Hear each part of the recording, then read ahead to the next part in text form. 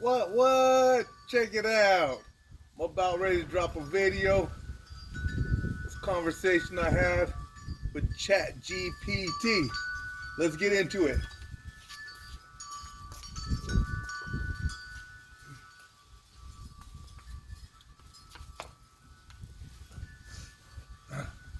All right, so this afternoon, I laid down in bed and rested and was thinking and contemplating a lot of ideas.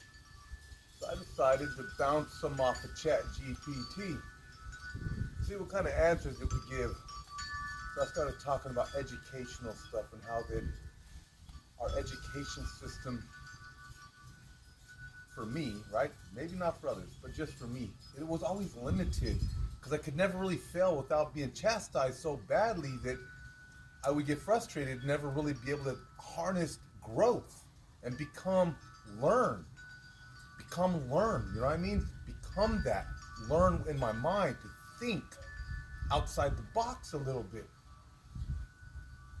And so this education system poured into me all of this failure mindset, like not the good kind of failure where I fail, I break something, but then I can fix it.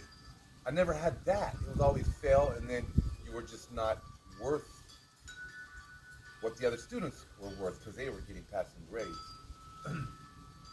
So I absorbed that into my thinking for years, and I was that. I could never get past that, not being able, and because everybody was able, I would always be less than able. So anyway, so I was asking her questions like that and how to get the education system reformed. And my ideas, I typed them in and the thoughts that I had, and it gave these answers. So we kept dialoguing further and further about learning and growing and wisdom and knowledge and information and stuff like that. And so I started asking it questions or assuming onto it questions like purpose. And so it kept gravitating towards purpose being something that was something that I did, or how could I work on things to unfold purpose in my life. And I kept reminding it that it's talking about my purpose, and I'm trying to express God's purpose. What is God's purpose? How do you become God's purpose? As I've learned over the past year or so of looking into this, that it's already in there. It's like a seed. It's already in there. I just haven't cultivated it. I don't even. And again, how do I cultivate God's seed? So I began asking God, cultivate my seed, because I can't do it.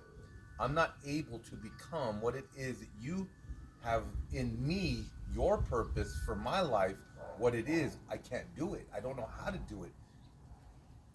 So we had this conversation about how I might practice, you know, and study and read and jump around and all this stuff about performance, right? So I was trying to express to chat-gpt, I'm not trying to express a works-based idea where things I'm going to do are going to produce it.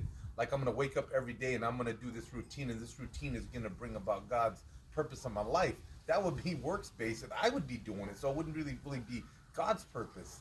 So I tried to express to it how that spontaneously becoming every day improvement by moving about everything I do is purpose.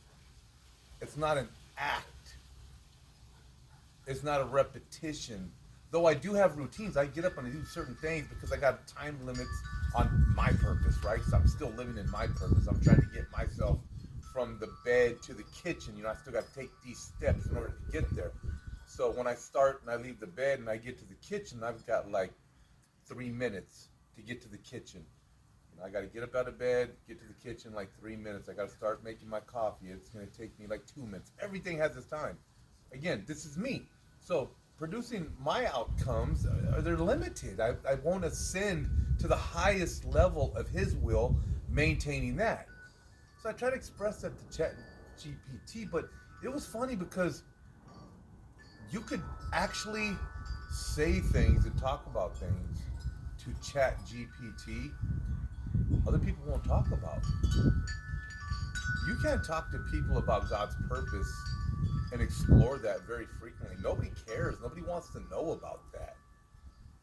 I'm probably thinking that I'm going to drop this video, God's purpose for my life, and see how many views I get. I don't really care how many views I get. It's just kind of like a response thing, right? Do I get good response, or good people think that they might want to learn more about letting go of your purpose and discovering God's purpose and how I go about that? You might have some feedback in the comments to share how you go about it, and I could learn something, because that would help me see through another person's experience how God has unfolded his purpose in their life through letting go. Like letting go of your thing. Holding on to your thing. And it's hard, because you never know when you're in your thing and when you're in his thing. And that dynamics is kind of cool, because you're kind of bouncing in between heaven and earth in a sense. Thinking about God and his purpose. So I learned through Solomon that the fear of the Lord is the beginning of wisdom. And that's just the beginning. You start to fear God, and you're just like a step A of wisdom. Fearing God, step A of wisdom, is just so profound that you could be a step A of wisdom. What does that even mean? Like, what is step Z? Are there that many steps? Are there more steps? I don't even know. But I'll tell you what, step A,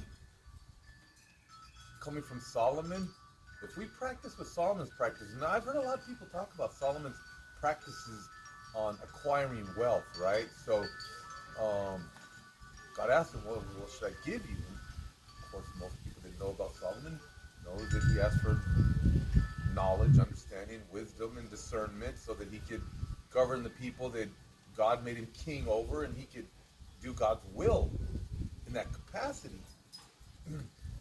Was it a download? Like all of a sudden he had wisdom, and then, or was it like, okay, he went through these actions of spontaneous decision making, and the wisdom kind of started to begin to unfold through his use and maybe just reliance on God, as he would continue to show up and not know anything, and at the moment begin to make decisions? Did he pre-plan his decisions and then wait for the information to unfold? You know, it's a lot of different ways that this wisdom becomes. There he is. He's talking about it. He's telling Zoe we're talking about it. Unfolding the wisdom of God in our lives. How does he do that? Because we can't do it ourselves. So we ask God to give us wisdom, so we start to fear him. And remember, everything that we do it in reverence to God. You know, you walk your daily path, it's in reverence.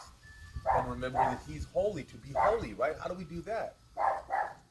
It makes life interesting to try to, or I'm not even sure if try is the right word. I think a better word would be to just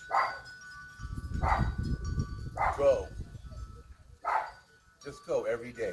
Go every day. Just go. And believe that he's going to guide you and give you the answers as things unfold. So anyway, chat-gpt was a kind of an inspirational conversation. Of course, I typed everything in. It might have been a 2-hour conversation. I don't know. I typed everything up. Then my spelling's not that good. My punctuation. And to get the point across is hard when you don't write stuff so that it can understand what you're saying. Like, you write a bunch of jargon, it's going to be like you're going to get not a very good answer. But you write a decent... And then I'll say this. This is really cool. Asking the right question. Oh, my goodness. If we could just teach that, how to ask the right question. Critical thinking, right? How to ask the right questions. Yeah, that by itself takes the mind of God. Tap into the mind of God. We're always looking for our own will. If we could just tap into the mind of God for His will, what would life look like?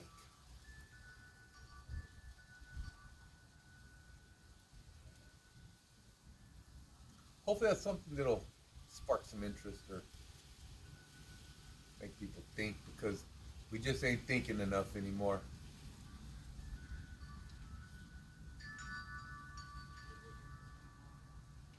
Oh boy. Come on, boy. Let's get you over here, boy. Let's get you over here, boy. You're a good boy. It's a good boy right there. It's a good boy.